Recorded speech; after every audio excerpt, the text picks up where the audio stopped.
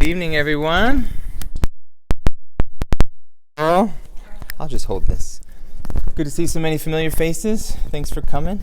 The topic of the talk for this evening is Waldorf education in the 21st century. And it's a big topic. And that question of what is Waldorf education in the 21st century? What should it be? What's the future of Waldorf education? These are big questions that get asked a lot in Waldorf communities. And of course, there's many different ways to approach having a reasonable answer, or at least some ideas of how to answer those big questions. But of course, any earnest attempt to answer the question sort of presupposes some understanding of the past and the present of Waldorf education. And we're really lucky to have with us tonight someone who has a really broad and deep understanding of the past and the present, and some really helpful ideas about where either we might be going or maybe we should be going as an educational movement. So without further ado, I will introduce Jan Goschel, who lives at Camp Hill Beaver Run and has been active in the Camp Hill movement in North Carolina for over 20 years. North America. He is the founding president of the Camp Hill Academy, a higher education and professional training organization embedded in the Camp Hill movement. He is also a member of the leadership team of the Anthroposophic Council for Inclusive Social Development at the Goetheanum in Dornach, Switzerland, facilitating networking, professional exchange, research, and development in the worldwide network of anthroposophic organizations active in the disabilities field. He is trained as a Waldorf and special education teacher and curative educator, and holds degrees in psychology and education, as well as a PhD in special education and rehabilitation sciences. So thank you, Jan, for being here.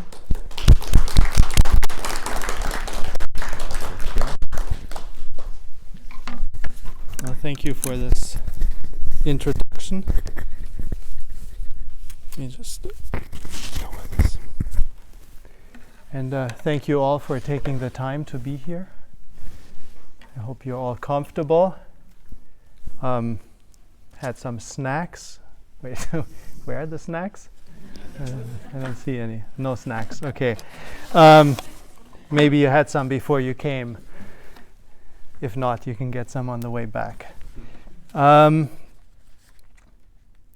Yes, as Brad said, the topic is a big one. So all I can do, of course, is try to offer a contribution to an ongoing conversation. So that's really all.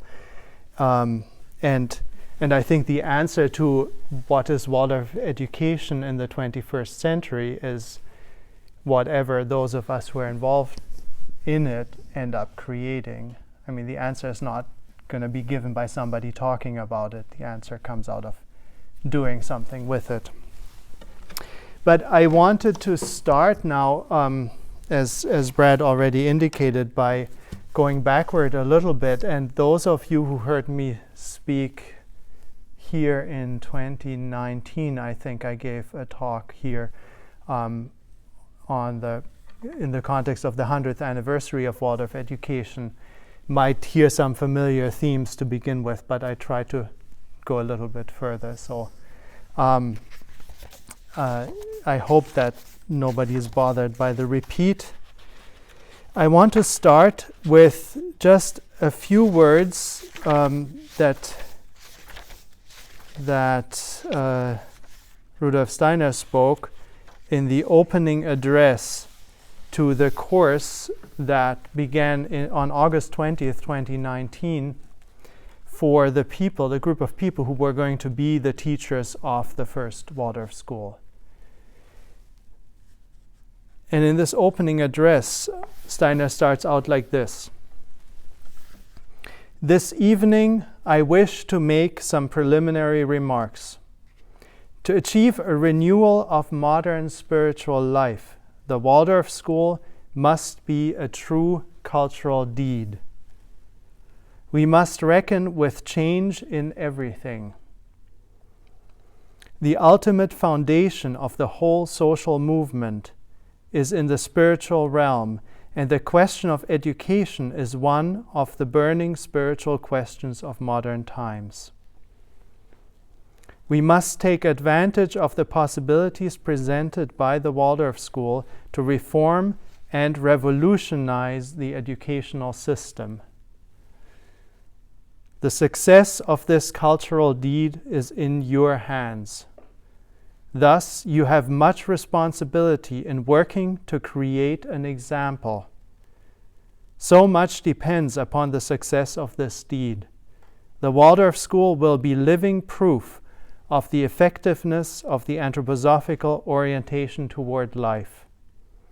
It will be a unified school in the sense that it only considers how to teach in the way demanded by the human being, by the totality of the human essence.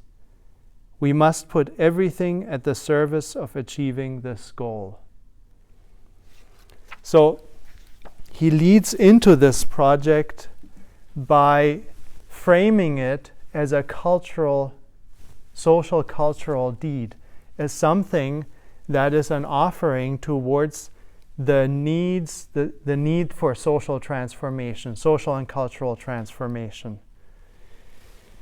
And frames the opportunity to found a school as a special opportunity to offer something towards that transformation, that wider social and cultural transformation in a way that addresses the needs of the time. And what can be offered, or what he sees as an opportunity, is to offer a way of educating that is not driven by forces or by interests that come from outside of education itself, but that is built out of and based on the human being, out of an understanding of what human beings need in order to become human. So he places it there as a prototype, as a possibility to create a prototype, an example of this kind of education. And then later on, not much later, right away, I'm not going to read this now, he says, but we have to make compromises, because we're doing it in the context of systems and realities, social realities that are far from ideal. And so we have to be clear about what we're striving for, and at the same time be able to do that, to create our prototype in the context that is as it happens to be. And at the same time not become that context, but insert something that has that is a force for transformation. So somehow to be clear about the ideal as something that gives us the direction, and at the same time to pursue that ideal in the context of reality as it is, messy as it is and complicated as it is, so that it can have an impact. If we try to separate it from that, it can't have an impact. Now, what I want to do tonight is to paint a bit of a picture, sketch a bit of a picture of what the social reality, what that social reality was at that time, that seed was planted into. So in a way, for us to get a bit of an understanding, what question was the creation of the Waldorf School trying to be an answer to? Also an answer, not the answer, an answer that makes a contribution to that. But what set of what question or what set of social cultural questions was this deed of creating this kind of prototype an answer to? And then I want to then go 100 years further on to the time that we're in and invite us to think together about what does that, has that question changed? Has that question shifted in some way or evolved in some way, so that we can think about how does our answer to that maybe need to evolve or shift, or the emphasis in that, in that answer. So 2019, sorry, I keep saying 2019, I think I said earlier as well, 1919, of course. 1919 was the time immediately after the First World War. And And this founding took place in Central Europe, in Germany. And so I don't know, I mean, different people have different degrees of familiarity with history and with that period in between the two world wars. I want to just give a few pointers to what played a role in the situation. So first of all, we're dealing with a time where we basically, the children at that time, the young people at that time, are the third kind of the third generation after the Industrial Revolution, or the first generation whose parents already don't remember a time before the Industrial Revolution. So they're really, it's in a way the first generation that fully, that arrives in what is already an industrialized society. Certainly in an urban environment, and certainly after the First World War. Europe is coming out of the First World War, which also was the first industrialized war. It was actually in the course of the war that things really shifted in the way that war was fought. Of course, the Industrial Revolution as such already happened in the late 19th century, and this was the first large-scale war that was fought with industrial technology and industrial power. And during the course of the war, a shift in strategy happened. In the beginning, it was basically the wars described as being fought with industrial tools, but with the kind of military strategies of the pre-industrial age. And then pretty quickly, military leaders realized that that didn't work and shifted strategy. And it became a war that was, in brutality and in the amount of death and so on, it was like nothing that had ever happened before. And it was a time of a great sense of political and social instability, of an environment that felt very fragile. Politically, you had a lot of shifts happening. 1917, the Russian Revolution, and then also at the end of the war, Germany itself got rid of its aristocracy. The first democracy was established, the Weimar Republic, which also in itself, it was a modern democracy, and it was fragile from the very beginning. And there was at the same time, within that fragility and kind of a sense of falling apart of old traditional structures, traditional culture, traditional social relationships, at the same time, there was a sense of a creative opportunity or a space opening up. So in the arts, there was an incredible movement of innovation in the arts, in sciences, but also in exploration of different lifestyles, alternative lifestyles, and so on. And again, especially in urban environments. If you want to get a little bit of a picture of, I mean, it's in an aesthetic sense, not as a documentary. I don't know if any of you have seen the Netflix show Babylon Berlin, if that's familiar to anybody. Some, not many. Anyway, that's set a little bit later at the end of the Between the Wars period, and you get kind of, I mean, it's a work of art. It's not a documentary, but it's actually quite well researched, and you get a sense of the aesthetic and the different cultural movements, psychoanalysis, dabbling with the occult, then political extremism, nationalism, communism, everything kind of blending, all these different movements blending together, youth movement, the women's movement. And by the way, today is the International Day of Women. I meant to say that at the beginning to acknowledge that, because it has a lot to do with that. That comes out of this time. So a lot of emancipatory movements that we're seeing, this breaking apart of the old as an opportunity to also throw off old patterns that were limiting, and also a lot of discussion of different questions. So terms like the social question was a term that was being discussed in newspapers. The workers' question, the women's question. Those were the big questions.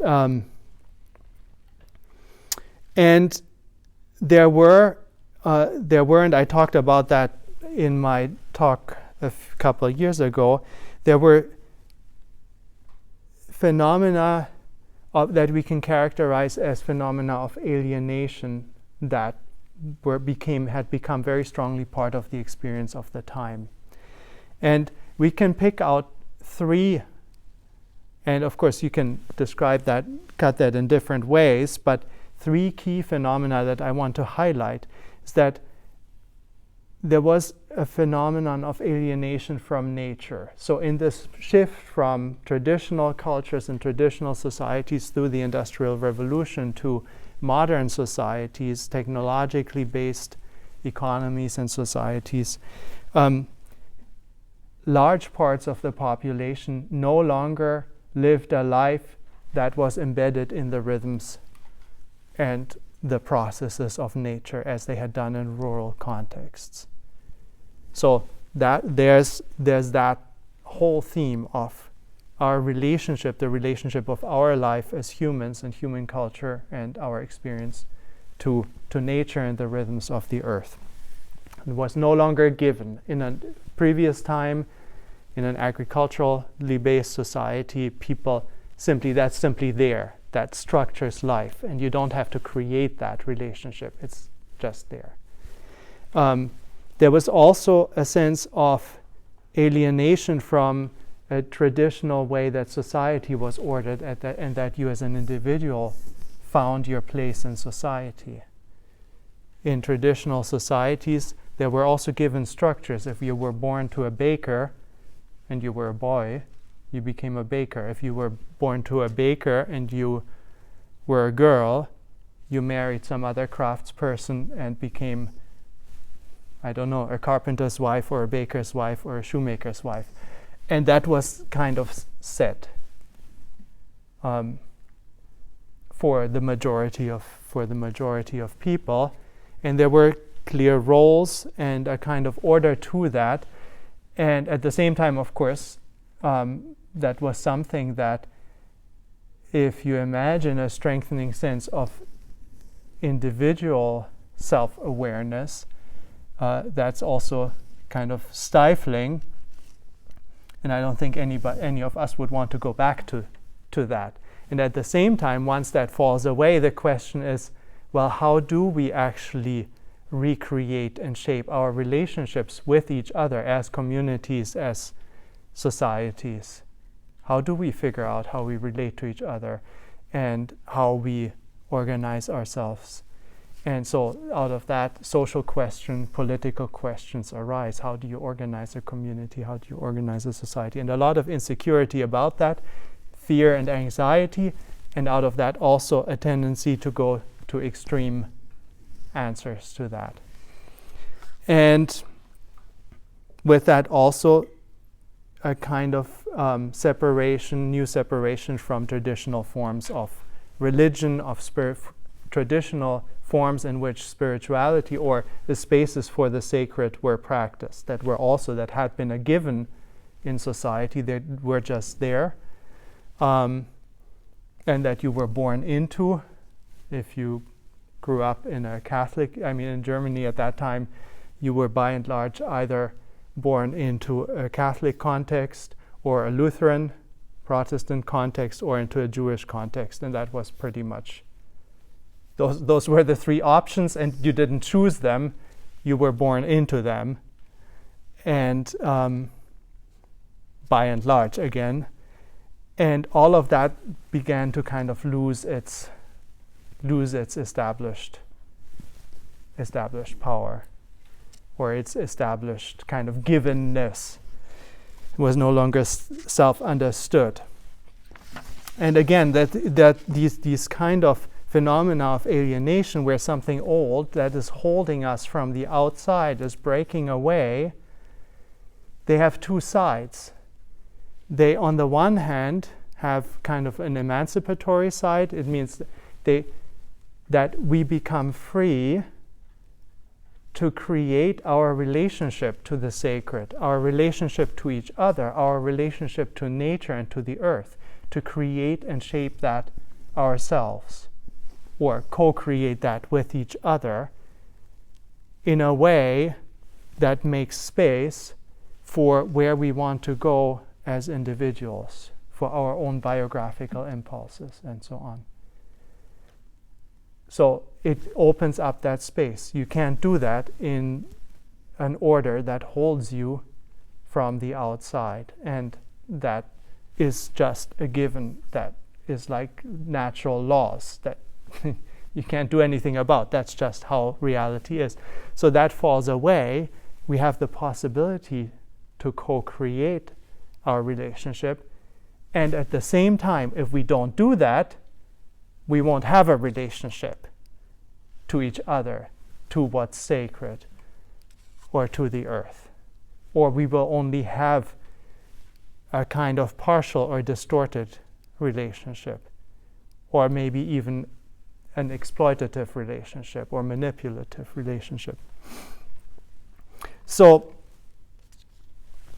that's the kind of context into which Waldorf education was founded, and those are some of the questions that this impulse tried to address. So in a way, you could say the question was, how do we, given this situation that we're in right now, how do we create an education that allows children to come into this world as it is right now and find and orient themselves in it so that they have the capacities to do that, we could say, with a sense of agency, that they come out as young adults with a sense of agency and the confidence and the ability to use the creative opportunity, the creative opening, and to shape their relationship also with each other and others in society, to each other, to the earth, to nature, and to the sacred, to recreate that, what was in previous times given. And on the other hand, that they don't fall into all the many different traps that open up if you take away what has been holding people from the outside as a given, and then leave people in a state of fear and anxiety and confusion with no inner tools to find their way with a sense of agency, with a sense of self-efficacy, or if you want to use words like that, but with a sense that, yes, I can do this. I can go into this world and we can shape this together. So that, and of course, in a way, I mean, we know what happened after the period between the two wars, because it's only the period between the two wars, because there was another war afterwards, which was even more brutal than the first one, and was connected certainly in Germany and also in some other places with a rise of totalitarian regimes, and a kind of unleashing of what I think you can only call powers of evil and destruction, unlike anything else. And so this fragility and this vulnerability of people then to, instead of having the capacity to create and shape a way forward for the human being, to actually fall into the traps of National Socialism in particular in Germany, but it wasn't the only extremist movement that was around. It was the one that then took off and took over. But the searching for simple answers that give, again, a kind of a structure and a clear orientation. So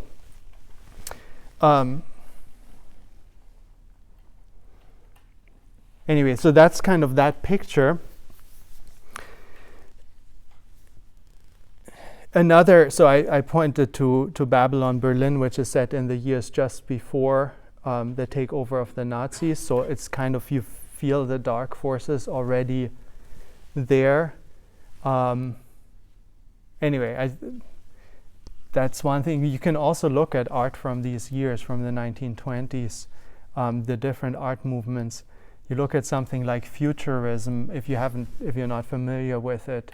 Futurism in Italy, which was closely related in its aesthetic to Expressionism, but kind of, whereas Expressionism was trying to open up a space for inner experience and make that visible and make the physical world transcendent to kind of to spiritual experience. Futurism kind of brought a different twist to that in its fascination with technology and the forces that are embodied by technology. So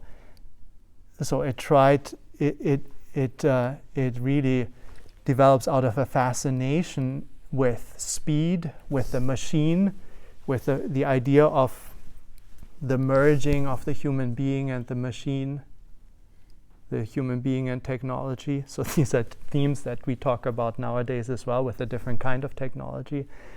But it's just interesting to look at the aesthetic of that. A fascination with violence and aggression, outspokenly. They say, we need to embrace speed, aggression, violence, and technology, and that's what the future is. And destroy everything that is old. And there was this kind of almost like a drunkenness on that. So anyway, so I get sidetracked into the 1920s, but I think the 1920s are an incredibly interesting period of history, incredibly complex, and with kind of creative seeds and extreme forces of destruction, both kind of side by side and mingled with each other. Now, one way of looking at child development, the task of child development and education is, and this is kind of a very broad brushstrokes of saying this, is that through education, we accompany children in the process of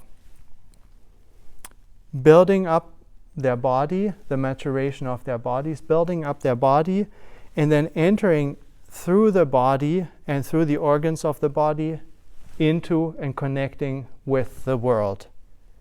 And through the connection and encounter with the world, which is mediated by the body, becoming conscious of themselves as somebody who is there, who is present, and has the possibility of engaging with the world. So I want to bring this picture that there are actually three parts to this process. There's the I, or the individual, as a you can say as a spiritual being, but there's nothing kind of mystical about that. It's a being that has the capacity for consciousness and for intentionality. And there is a body, and there is the world that we enter into, that we're born into and then connect into. And the body has an interesting role in that, because our bodies are both part of the world, and they are part of they belong to ourselves in a certain way. They are where we experience ourselves in the world. So that,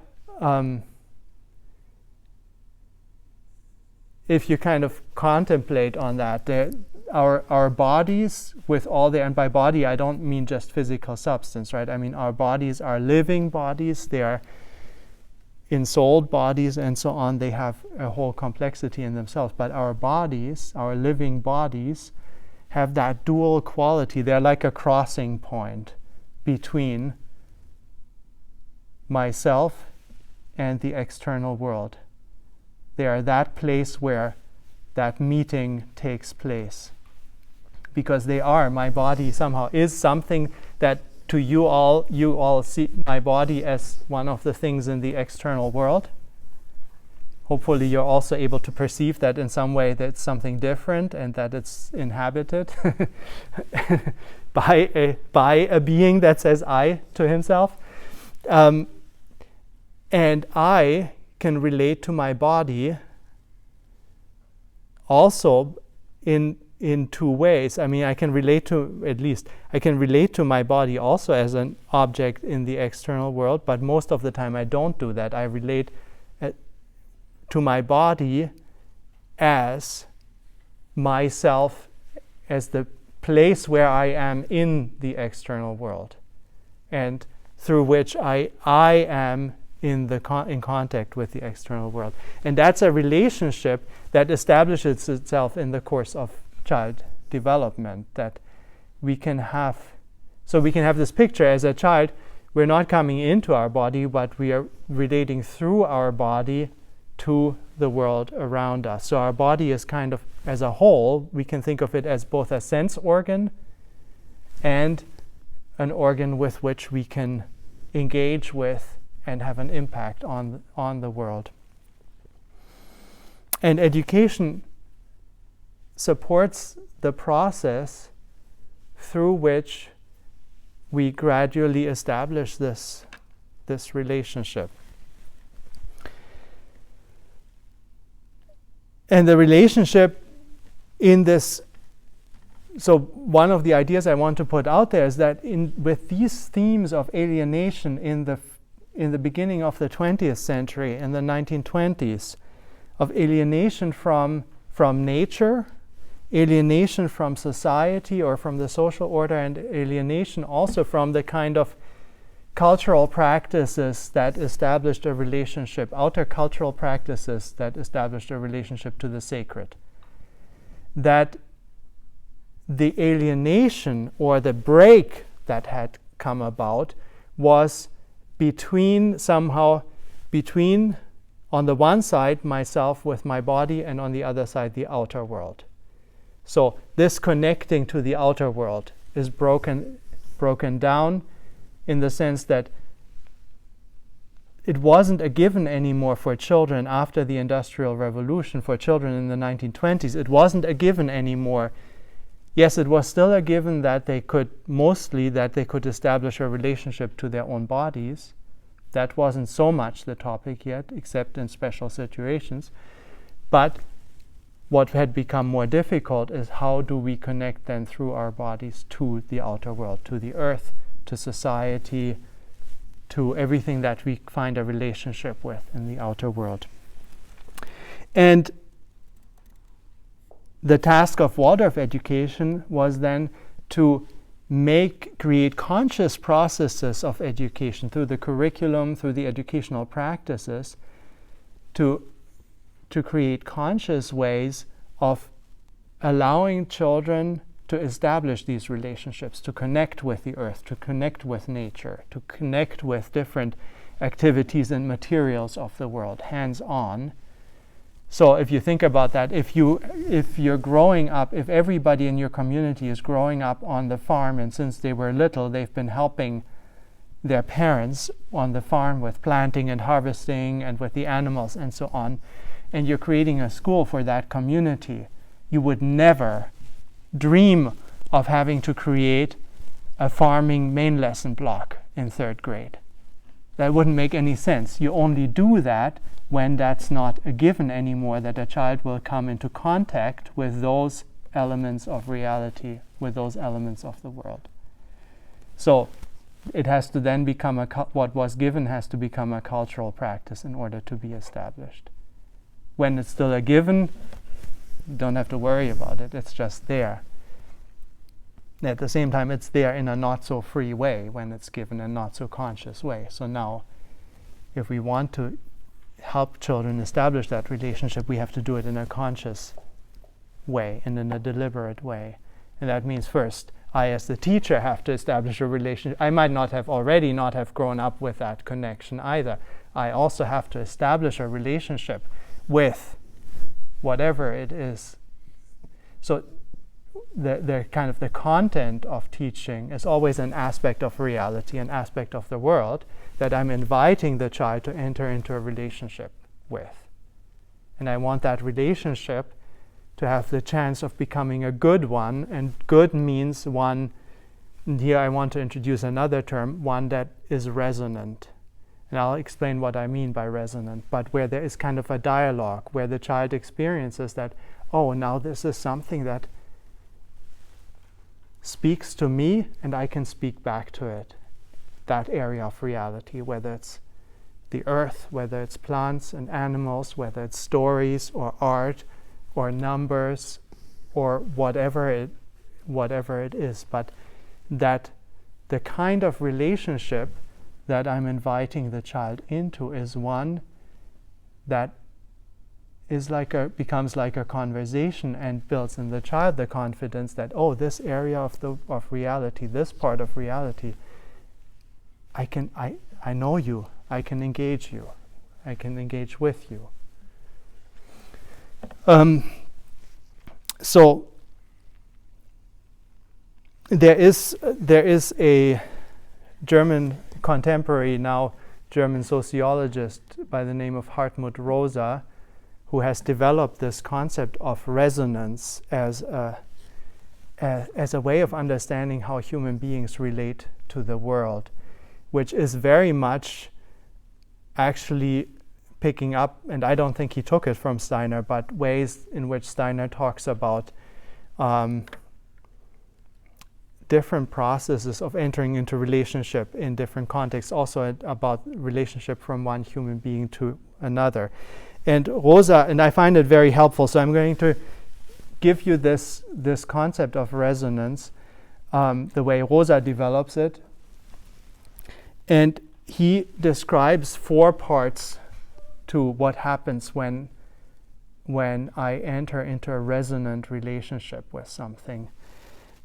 The first, or 4 steps or 4 elements, they don't have to necessarily kind of just go one after the other, but it's helpful to think of them like that.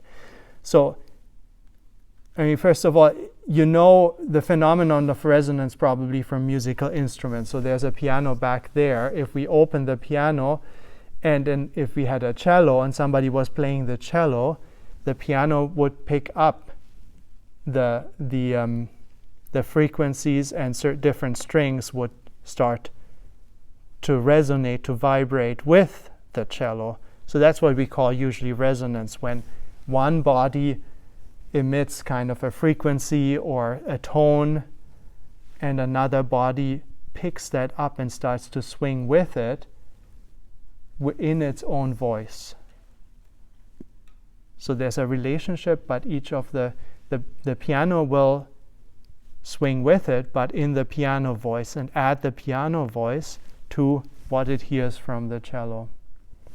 So in resonance, in this way,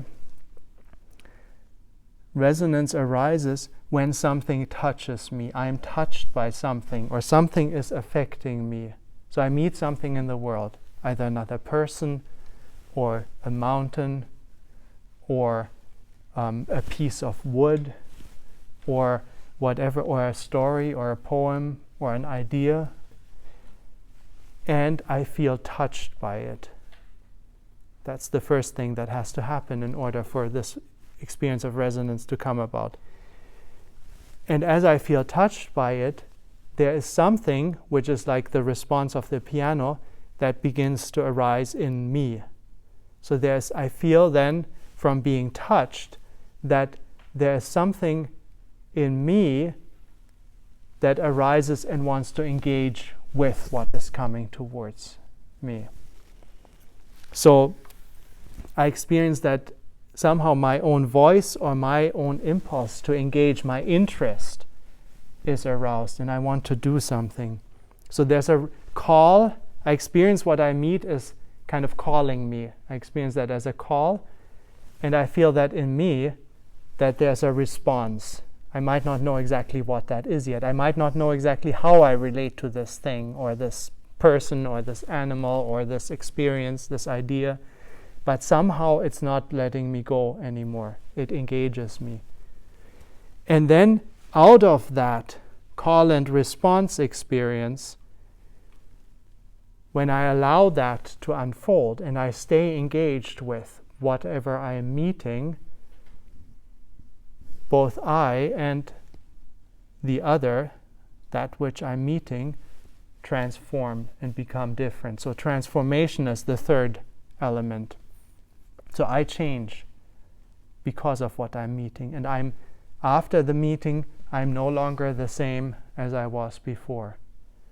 And also in some way, and that might be something to think about, even with an inanimate object, that's a question, and Rosa also raises that. If I'm hiking in the mountains, and suddenly I have this view opens up, and I have this experience that it's speaking to me, it's touched, and something in me is moved, and I become different by seeing and allowing myself to enter into a relationship with this. Is there a sense in which also the mountain is different after me having had that experience with the mountain? Certainly, I think we would agree that a conversation between two human beings only is a real conversation if both sides are going through a kind of if both of us go away from the conversation different than we were when we, in some way, it doesn't always have to be big, than when we went into it. And then the fourth element, so we have the call, we have the response, we have the transformation that happens through it, and the fourth element is that this process that happens is uncontrollable. That means I can't, or I cannot say I'm going to make it happen. I can create a space and the possibility for it to happen, but it's not something that I can produce at the push of a button or just because I do a certain technique and then it happens. And in fact, most of the things that we have managed to bring under control in such a way that we can bring them about at the push of a button do not generate the sense of being touched and being transformed anymore. And that gets us to kind of the analysis of the mode of relating to the world that has become the predominant one since the Industrial Revolution and that we still live with, which is not to enter into resonance with the phenomena that we meet, but to bring them under control. Is everybody okay so far? I know this is a lot, but if you relate it to your experience, as long as you can relate it as a description of experience, as long as it still makes sense, it's good. So the example, I mean, this is an example from Rosa, but you can think your own examples. He says, in one of his talks, he said, you know, when I was a teenager, I was traveling, and I don't remember where he was. I was in the city, and I discovered a second-hand record shop.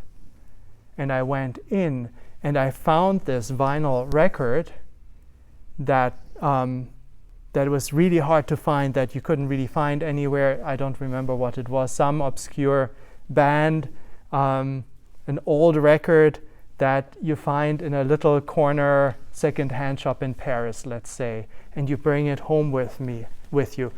And so I bring it home with me, and it's this special thing because it's connected to the whole experience of going into the record shop, not expecting anything, browsing, and wow, there you see this thing that you kind of heard about, but you didn't exactly know. You buy it, you take it home with you, and it's precious. because it's that one thing that you found there at that moment. And you can reawaken that special relationship every time you play it. And he says, and now I have Spotify on my phone. And it's all there, millions of songs at the push of a button, and anywhere I am, I can just have the idea, oh, I want to listen to one of the songs from that record. I just pull it up and listen to it. But he said, I actually don't really enjoy it anymore. It's totally under my control. I can call it up like that, but it doesn't speak to me anymore. We've lost it by having brought it under control in that way. And that is his picture of how in kind of modern life, I mean, this goes into, of course, industrial rationality, and it goes into the question of how our economy has been working since the Industrial Revolution. But there's kind of a 4-step counter process to this resonance process, and that is step 1, in relating to something, is to expose it, to make it visible and knowable in all of its features, put it under the microscope or the magnifying glass, expose it so that it has no secret left, which sometimes means also taking it apart, right? And then also bring it into reach so that I can manipulate it according to my will, that I can make it subject to whatever I want to do with it, bring it into my reach.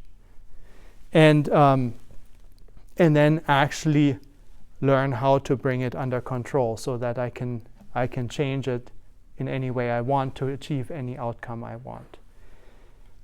That's number 3. You could say subjugate it or whatever it is. And then once I've achieved that, I've exposed it, I've taken it apart, I've taken all the secrets out of it, I've made it accessible to my intervention, and I've learned how to manipulate it, then I can use it not for something that it itself wants to bring about, but I can use it for any purpose that I design for it. I can impose my purposes on it, so I can utilize it. I can make it something that I use efficiently for the purposes that I set for it. But that doesn't have anything to do with dialogue. So you can see, if you think of that, it's not that is necessarily always unjustified. I mean, that's technological way of thinking, right? That's also an industrial way of thinking. So that's kind of the logic. And of course, we have a lot that we gained from applying that way of thinking to material reality. And at the same time, there's a lot that increasingly we're becoming aware of that we've destroyed by applying that way of thinking to material reality, including our relationship to it, that we can no longer experience things as sacred, that we can no longer experience things as speaking to us. And then if you think about these 4 steps that I just described, and you go from inanimate reality, say like exploiting some natural resource, and that as long as we don't think about whom you make to do that exploiting, but then if we extend that, we say we use that same type of rationality and relationship building in relation to a forest, say, or plants that we plant, the different type of farming, how do you relate to living organisms, to animals.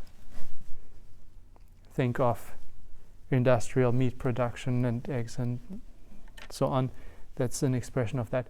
And then what happens if you use this way of thinking in the way or even if it just colors a little bit the way you relate to other people. And then it becomes very, very problematic. And we do it. We do it either directly or indirectly, but all of us who are, I don't want to say it. Let's talk about myself. But of course, I'm wearing clothes. None of those clothes I've made myself. And even though I don't know the people, but I know enough about how the world works to know that in the production of the clothes that I'm wearing right now, the application of this rationality to other people has been involved. So I can't say I'm standing here with clean hands. And at the same time, when I go clothes shopping, I try not to think about that. But sometimes I do think about it. And then I buy the clothes anyway because I need them. So it's a dilemma, and we're all part of it. We're not the good guys who are sitting here, and there's some other bad person out there. That's all. At least I'm not the good. Let's say I'm not the good guy, and you can figure out how you stand in relationship to that. But I'm not the good guy. I'm just pointing out a whole mess that I'm a part of as well. That's maybe the best way of saying it, and then that leaves you free to figure out. And there are certainly people who manage that in relationship to their clothes with more consciousness than I do, and I want to acknowledge that as well. So that's in an instrumental relationship. Now, we have these two types of relationship. And now I want to add in, now I really want to go to today, because I think these issues of the breakdown of our relationship, or the disconnect, the alienation from the body and the processes of the earth, of living nature, and the living being of earth that supports and sustains us, that is still there, and it's intensified. So it's not like that has gone away and there's another set of problems, but it's actually intensified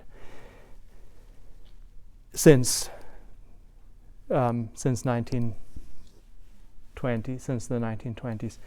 The problem of our kind of figuring out how to recreate new social relationships without applying that kind of rationality to each other, whether individually or as groups of people or as interest groups or political groups or whatever it is,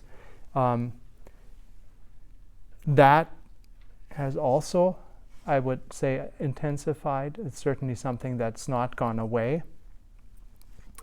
The question of how we create spaces for ourselves and together for an experience of the sacred, of the transcendent, is also still there.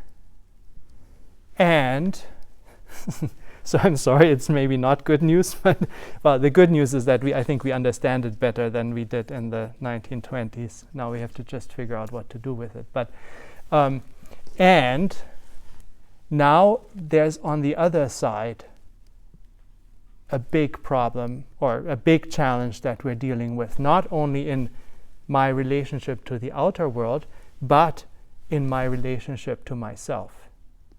And that is the part that I think, yes, for some people that was already appearing in the 1920s, and at the same time it is really hitting us in our faces at the moment. That it is not a given anymore that children who come into the world find a relationship to their own body that is integrated, that is whole, and that allows them to experience their body as something that gives them the ability to be present with confidence and in a responsive way in the world. The body as a resonant instrument, that relationship, that is not a given anymore. That I can come into my body in a way that allows me to have a kind of unburdened relationship to my body and allow my body to be something through which the world can speak to me and I can engage with the world without having to worry about my relationship to my body first. It's not a given anymore. And then also building on that, the way we relate to our own life stories, our own biographies, the course that we navigate in life, which is also no longer given, right? It's something that we have to be creators of. But the way we relate to our own biographies has also become extremely complicated. It's not a given anymore. With a lot of anxiety, which step should I take? Which step shouldn't I take? Uncertainty and a kind of, almost a hesitation in many of us, and especially in many young people, to take steps that are irreversible, that you can't undo. But if you don't take steps that are irreversible, you can't create a story. There's no biography that comes about. A biography, I have a biography that through which I can know myself, a life story. That's what biography means, life script or life story, right? That through which I can know myself because it's part of who I am now as something that cannot be undone anymore. Because I've had experiences that have defined and shaped me. And some of them were painful, and some of them were mistakes in a certain way, or things that I messed up, and some of them were things that I can look back on as confidence building, because I didn't think I was going to be able to do it, but something happened and it worked out. And so all of these things, and that has become very challenging. And then also these are all connected with each other. The whole question of identity, of who am I, and how do I get a sense of who I am, it's also no longer a given. It's again something that used to be much less conscious. I mean, people kind of dreamed into who they were, and through, especially if you go back, further in time, when that was also something that was there for you. It was defined for you. And so again, that's not something I don't think any of us, I don't know, I don't want to, let's say again, I don't want to go back to that. I don't want somebody else to define for me who I am. I am in the way that I feel myself to be as a person of the 21st century, born in the last century, but still living in the 21st century. For me, that would be unacceptable for somebody now to come and try, or some social institution to try and define who I am for me. And yet, it's becoming increasingly challenging for people who are coming into the world, young people who are coming into the world, to actually find their way into this question. And one way of saying that could be that what is the trap with that whole question of identity? The trap is wanting to know who I am instead of wanting to develop a sense for who I'm becoming.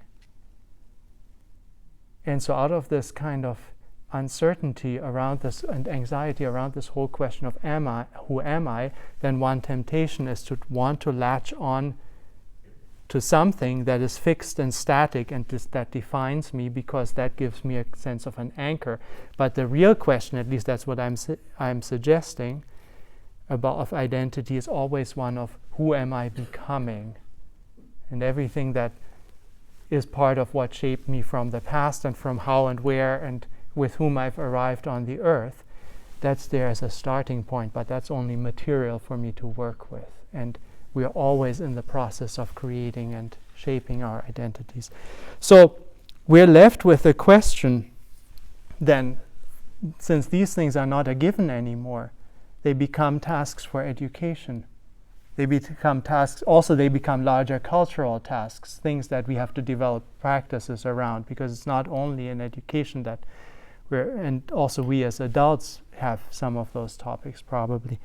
But that's my proposal, is that for Waldorf education in the 21st century, or now, that this question that maybe in the 20th century would have still been thought of as a therapeutic question that you only engage with in what would be considered special circumstances. But this set of questions actually becomes a general educational question. And it becomes a general educational task, not only to lead children into a resonant relationship with nature, with the earth, with tasks and things they do and materials, and with society, with their social surrounding, and with culture, and with also the spiritual and sacred in society and in culture, but actually to go a step further and lay the foundations for that by addressing in a conscious way how do we create learning environments and developmental environments in which children can find their way into their body, into their senses, and through the senses into the world. And how do we create experiences, kind of irreversible experiences, life experiences that really have that quality of beginning to build a sense of who I am and what I can do as somebody who can write their own story in the world. So, and then how do we help young people develop the capacity to continue to develop their sense of identity through in a fluid way, without wanting to hold on to kind of fixed emergency anchors or something like that. And so just as kind of a pointer that, and I think there's a little bit of a developmental sequence in that, but they're also all interrelated. And the foundation is how do we come into our bodies. And I think that or my thesis is that the whole emphasis on the work with the senses, with movement, with the engagement with sensory experiences of my own body and of the world through the senses, especially in the youngest years, but not only, kind of continuing in age-appropriate ways, has to be given as much emphasis and as much space as possible. There's nothing more important. So congratulations on the forest kindergarten. And because it lays the foundations for everything else, and it is not a given anymore. And that we need to then offer our children experiences that take courage, experiences of risk, experiences where you don't know, within safe, it's our job to do that as an art, within a safe framing, but in an age-appropriate way, to have experiences of stepping into something, taking the decision, yes, I'm going to do it, even though I don't know how it's going to work out. I don't know if I'm going to get hurt or if I'm going to be the great star or whatever it is that comes out. And we have to support them in a way that they can do that and then also integrate whatever comes out of that experience, and also in a social context, so that in an age-appropriate way and through the curriculum. But this element has to be there. And with this that's with the biography question, and with the identity question, this element of meeting that which is other than I am, which is not already what I like and not already who I am, but meeting the strange other person, or the person who has opinions or the ideas that are not comfortable and that are disorienting, or meeting the other, because we develop and grow and enrich our sense of who we are. We can only do that by meeting and becoming confident and able to engage with, in a resonant way, again, in this dialogue way, with that which is not like I am, with the one who is not like I am. But it's not only people of course, but not only people, also the things, it's the opposite of the what the algorithms of all of the everything give back to us. They give back to us what we already know we like. And so that's how you just cocoon yourself in a static picture of, it's like putting all mirrors around yourself and then staying in there. And so I think these elements, they are really key in a different way than they were 100 years ago, to take them on consciously and think, how do they live within the educational space, process, environment that we're creating for the children throughout the different ages. And that doesn't mean the other themes go away, but these are really foundational, because without us being able to establish a resonant relationship with our own body, our own biography, our own identity, we cannot actually enter into a relationship with the world around us. Because that's the instrument, those elements, our body, our sense of self-authorship, and our sense of identity as something that is fluid and transparent enough. Those are the instruments through which we can then also enter into dialogue with and engage with things around us. And so I'm going to finish up with that, but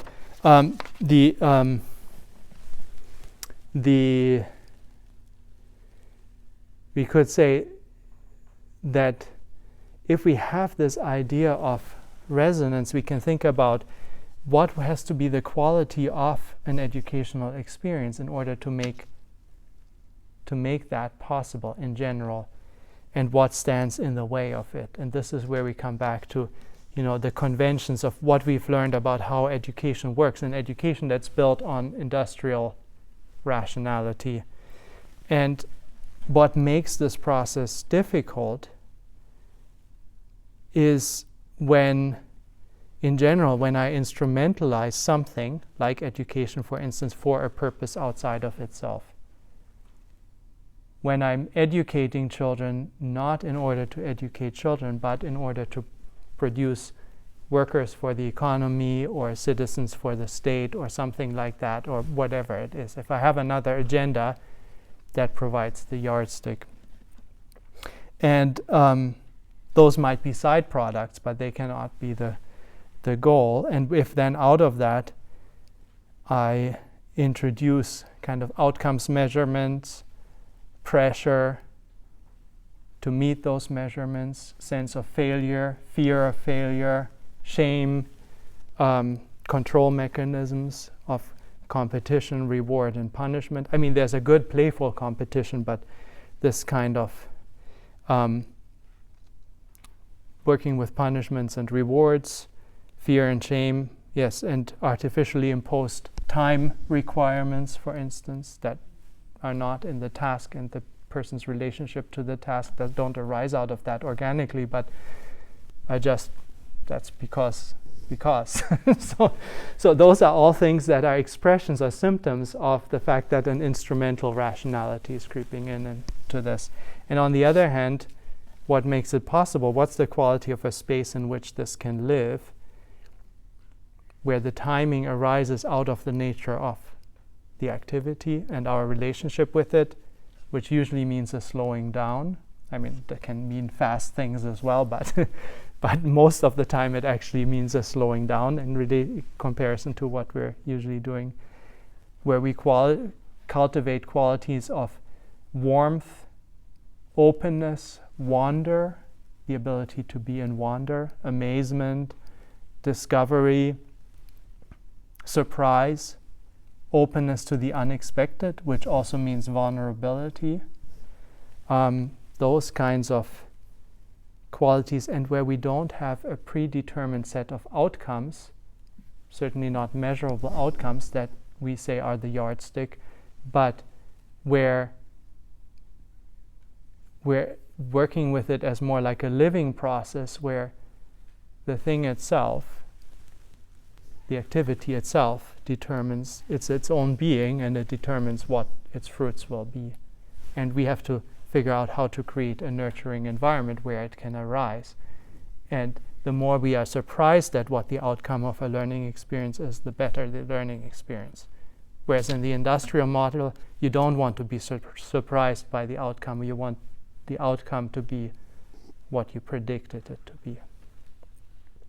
So, education, maybe that's the suggestion, as an art of creating resonant spaces for learning. So, Steiner concluded his opening address with these words: "We must be conscious of the great tasks before us. We dare not be simply educators. We must be people of culture in the highest sense of the word. We must have a living interest in everything happening today. Otherwise, we will be bad teachers for this school. We dare not have enthusiasm only for our special tasks. We can only be good teachers when we have a living interest in everything happening in the world. Through that interest in the world, we must obtain enthusiasm that we need for the school and for our tasks.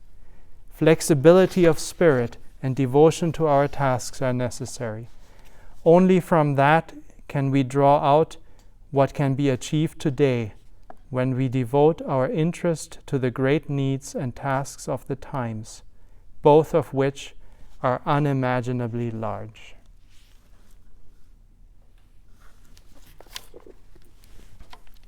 Thank you for listening.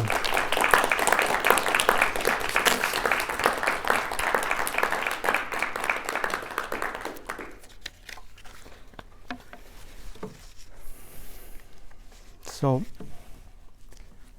I know it's late. I don't know if we still want to have a moment for question and answers, or we should wrap it up. We can, maybe a little bit if you're willing. I'm willing, yes. I'm just I've been putting you through a lot, so that's I'm concerned about you. I don't. I think let's leave a little space if you can, in case there's any questions. Or comments or thoughts, reflections.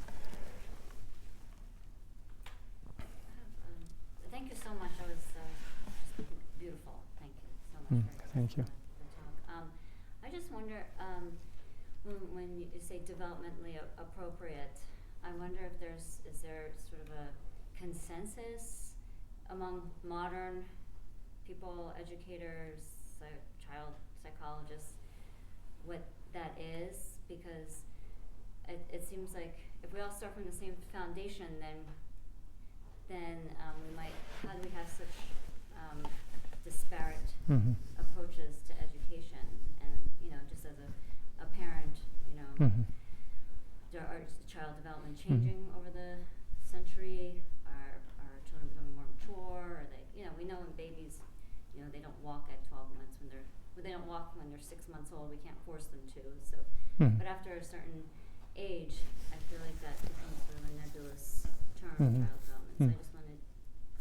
So I just wanted. I think to your first question, is there a consensus? I think the answer is no. It depends a little bit. There's consensus on some fairly well-established things, but I think part of an implication of what I've been saying is that if this is right, then probably we need to also think that the developmental trajectories that we're dealing with are becoming more individualized, so that if you have a class of children who are the same age, it doesn't mean that you can't create experiences for the whole class that seem right for the whole class. And at the same time, you have to expect that different children are going to have a different relationship to it, because developmentally, and development is not just kind of one line, but somebody might be going through a different process in their emotional development and in their cognitive development and in their motor development and so on. So it's complex, and I think in that way your question is a really good one. And I think what it asks of teachers is to actually have a deep understanding of the principles of child development, so that they can recognize the needs and the developmental appropriateness of different activities and processes for their particular group at any given time as it changes, and also for individual children. So it's not that you can make so much, yes, you can sort of still talk about general ideas of curriculum sequence, and at the same time, I think we need to, what this is asking us to more and more, even more than, I mean, Steiner was already with this course, that's what he was trying to do, but to sharpen our eyes, or to become capable of recognizing what this particular group in front of me now, and what this child in front of me now needs right now as their next step, and to be able to work with that, not out of a set pattern or kind of an abstract idea of how it should be and where they should be at developmentally, but what's going on now. And that's of course a lot more challenging than to just have a kind of a sequence of things that we go through. So it's not either or. There are general things that you can say, and you can still develop a curriculum, and at the same time that's only a basis from which you then work with the individual situations that you're meeting. Yes. I also want to say I really appreciate it. Thank you. Great. I have kind of a big question. It's based on what you said about that you don't think that it would be good to go back. Mm-hmm. You said that a couple times. And I'm kind of a somewhat apologetic traditionalist. But I wonder, do you think there's a qualitative difference between having these things that you're talking about, this experiential world, like being in your body, being in the world in this resonant way? Is there a qualitative difference between when you learn that in school versus if it's integrated into your life? It seems to me like that's not the same thing, and maybe there's something missing. In that. Yeah. And is that like when you're teaching in a Waldorf school, and your goal is to foster that resonance? Are you doing that because out of necessity, because it doesn't exist in the larger world? Or is that actually an okay like ideal to have? Do you understand? Yes. I think you said that's a big question, and I think it is a big question. So I don't think we can fully do justice to it, but I would say that if you describe yourself as an apologetic traditionalist, you're already a contemporary person. So you have a relationship to kinds of experiences maybe, or things that were available in the past in a certain way, but you have a conscious and self-reflective relationship to it. And I mean, I'm telling you now who you are, but I'm trying to kind of mirror back. And so you're already in this process of consciously creating something that was an unconscious, or trying, how can we create consciously something that was an unconscious given in the past. And out of that relationship, it's not the same. It's not going back to the past. You actually can't. I mean, it's kind of futile to talk about whether we can go back to the past, because we can't. We can take things from the past or inspiration, and at the same time, what as modern people we create with that will actually be something that is qualitatively different, in that we are creating it with intentionality and consciousness. as adults. And then for, with the other aspect of your question, yes, in not only in school, and if school is the only thing, the only space where you kind of try to address everything that is broken in society, it's better than nothing. And yet, of course, the whole idea, that's why Steiner talks about it also as a cultural task right in the beginning. The whole idea is that that shift in our relationship to all of these things doesn't stay only in school. To what extent in a given child's environment that can be part of how they live and how they are surrounded, that depends on individual circumstances. But actually our task is to make these shifts in culture in general. But is it possible to actually, what you create will be something different, obviously, Mm-hmm. like you said. It seems to me like that it's impossible to be uncontrived, to some degree. To some degree. It's impossible to be uncontrived. Yeah, I guess. Because it's conscious. Yeah, because it's conscious. Things that are conscious are always awkward at first. I mean, it's like, and in that way, contrived, until they become a new culture. And so it has to find its way. But yeah, I think there is that. So you're saying that there is a goal of something that's more integrated. Yeah, I mean, it's a goal if we set it ourselves, but I think that's culture, the idea of cultural transformation or social transformation, and it might not take the same form. Say, if you have, certain practices right now that you're trying to create, around your home and so on, and they're actually a little bit out of sync in a certain way with kind of general mainstream culture, it might feel contrived, why would you do that?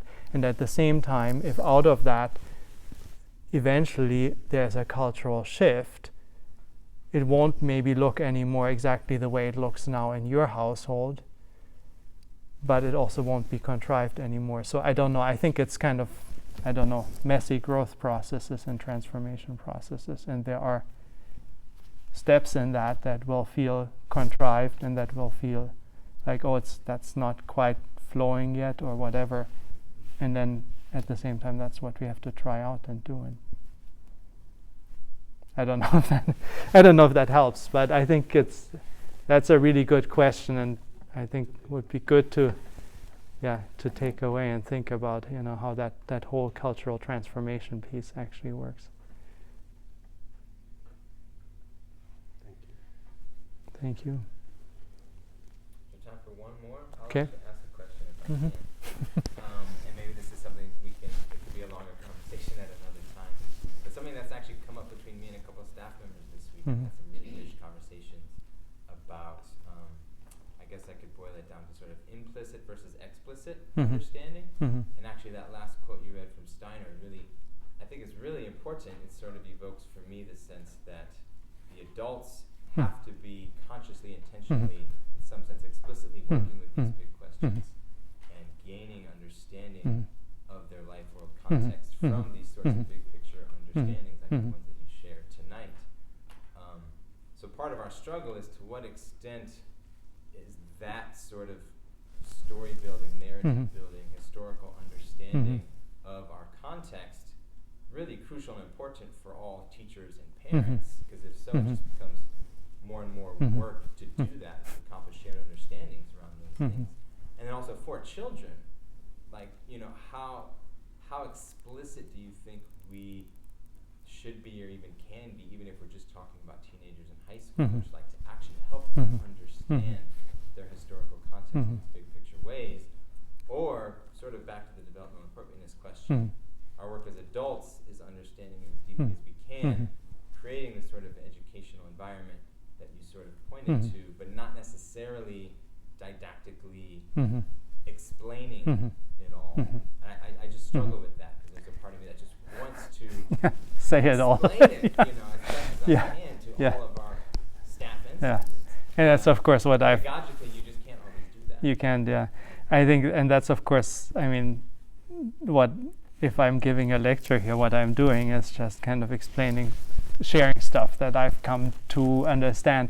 But so I think what you're pointing to from my point of view is already that's an important distinction.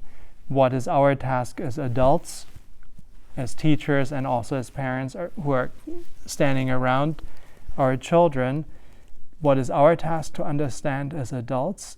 That's a different question, and I would fully agree with you that as deeply, and I mean that's an ongoing kind of inquiry. Certainly for teachers, I mean in the way that Steiner is speaking, it's part of their professional responsibility actually to have an ongoing deepening of their understanding of just the phenomena of our time. What is our time like? What is there? And a deep interest in that, and to cultivate that explicitly and with each other and individually beyond their own, their own special subject or area that they're teaching and so on, but just these general cultural questions.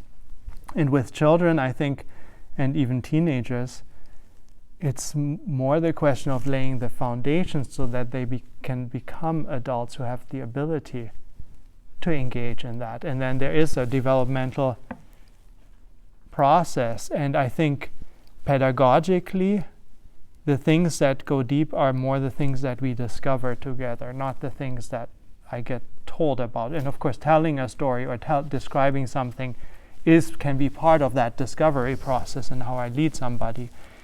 And of course, how you do that with younger children and older teenagers is different. I think where I feel that also myself, as an adult, I can become impatient because I think I've discovered something, I understood it, and now I want to tell people. And that's usually, unless people invite you to give a lecture, then you kind of have permission to do that. But it's usually not from a methodical, didactic point of view, it's not the most effective way of doing it. So you might let even a high school senior go out of your school not having understood something that you think is actually super important to understand, but hopefully they're going out with an inquiring and interested mind and with a confidence that they can figure things out, and their life path will show whether they stumble upon that thing or whether they stumble upon something else that you've never discovered. I don't know. So it's kind of navigating your way, and of course there is kind of a progression from implicit to, of course with high school students they also want to explicitly deal with some of those things. So, but I think it's good to have that, to frame it like that, and to also clearly make the distinction. What do we as adults need to be engaged with, so that we have the background out of which we can do what we're doing, which doesn't mean that is sharing all of that stuff with the children. Thank you, everyone.